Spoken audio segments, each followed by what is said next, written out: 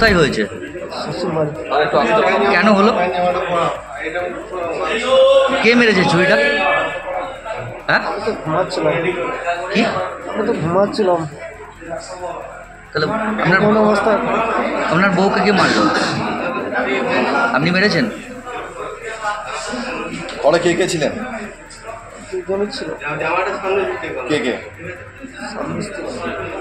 আপনি আর আপনার স্ত্রী? আপনার সঙ্গে কি ঝামেলা হয়েছিল আপনার বউয়ের? ও তো অশান্তি। আমি এসেছিলাম কালকে দিক থেকে বাড়ি যাবো বলে নিতে এসেছিলাম কালকে জামাই ষষ্ঠী দিনে। বউ যাচ্ছে না কেন? জানি না। বাড়ি যাওয়া নিয়ে অসত্যি।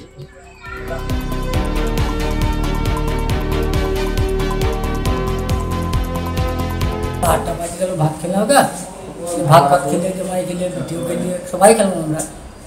তারপরে বলতে সহগা নিয়ে বিটিটা বলছে, মা আমি ভাত খেয়ে বলছি পায়খানা করতে, পায়খানা করে তারপর আবার মাঝে দুটো সময় করবো, আবার পায়খানা করে নিলাম মা।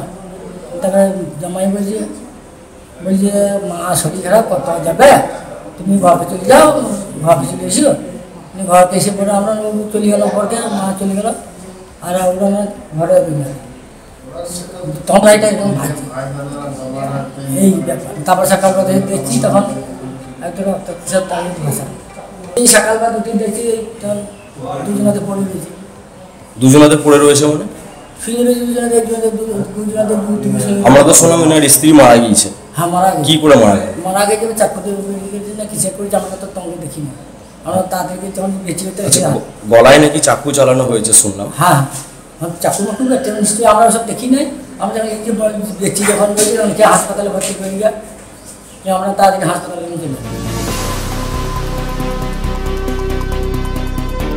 আমরা পাড়া প্রতিবেশী সবাই মিলে সকালে গেলাম, গিয়ে দেখছি তো এই অবস্থা। মেয়েটা 1.5 মাস থেকে বাবার বাড়িতে ছিল। কালকে জামাই ষষ্ঠী ছিল, জামাই এসেছিল।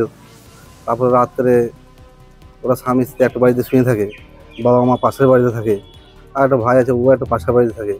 তারপর রাতে কী ঘটনা ঘটেছে একমাত্র ওরা দুজন থেকে জানবে। আমরা যেয়ে দেখছি তো মেয়েটাকে গলাটা কাটা, তারপর নৃশংসভাবে খুন করেছে। হ্যাঁ, তারপরে ছেলেটা একটু অসুস্থ ছিল, তাকে সঙ্গে সঙ্গে শিউরি সদর হাসপাতালে নিয়ে যাওয়া হয়েছে। সংসার অশান্তি বলতে হতো, স্বামী স্ত্রীতে হতো। আমরা একবার মিউচুয়াল করেছিলাম থানাতে বসে। হ্যাঁ, তারপরে ঠিক হয়েছিল। তারপরে স্বামী স্ত্রীতে কী হয়েছে তারপরে আমরা বলতাম না।